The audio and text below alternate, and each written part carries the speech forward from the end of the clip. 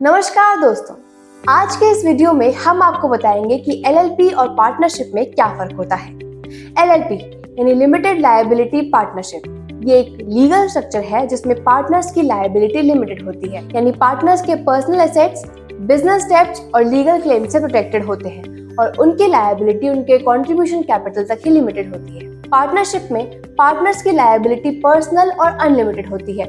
इसका मतलब अगर बिजनेस डेब्ट्स या लीगल क्लेम्स आते भी हैं तो पार्टनर्स अपने पर्सनल एसेट से लायबल हो सकते हैं। एलएलपी और पार्टनरशिप में कुछ मुख्य अंतर हैं, जैसे कि एलएलपी में लिमिटेड लायबिलिटी होती है और पार्टनरशिप में फ्लेक्सिबल लायबिलिटी होती है। पार्टनरशिप एक इनफॉर्मल स्ट्रक्चर है और इसकी एक लीगल आइडेंटिटी नहीं होती। ये पार्टनर्स के बीच एक एग्रीमेंट के बेसिस पर फॉर्म होती है।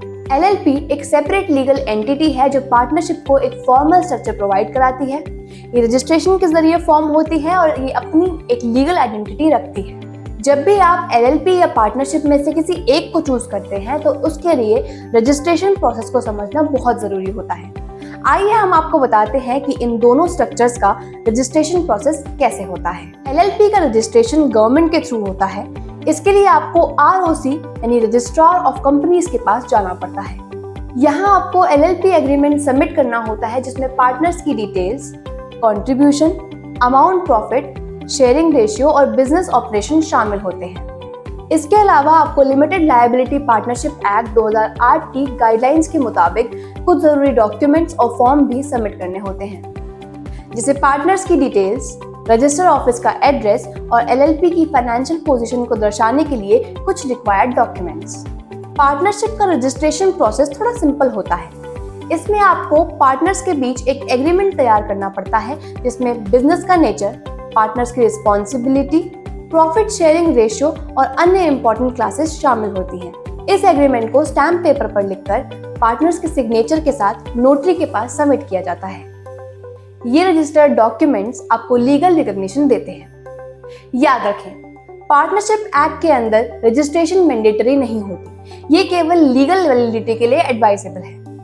रजिस्ट्रेशन प्रोसेस के दौरान ये ध्यान रखें कि आप सारे जरूरी डॉक्यूमेंट्स सबमिट कर रहे हैं और लीगल फॉर्मेलिटीज भी पूरी कर रहे हैं। इसके लिए आप क्विक सीए सर्विसेज की हेल्प भी ले सकते हैं। यह आपके बिजनेस को लीगल रिकॉग्निशन और बेनिफिट्स प्रोवाइड करवाता है।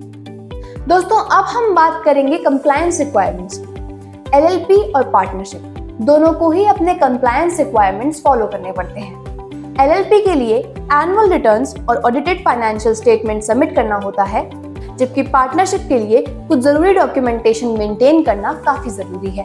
इन दोनों में से कौन सा चूज करना बेहतर होगा, यह आपके बिजनेस के नेचर और स्केल पर डिपेंड करता है।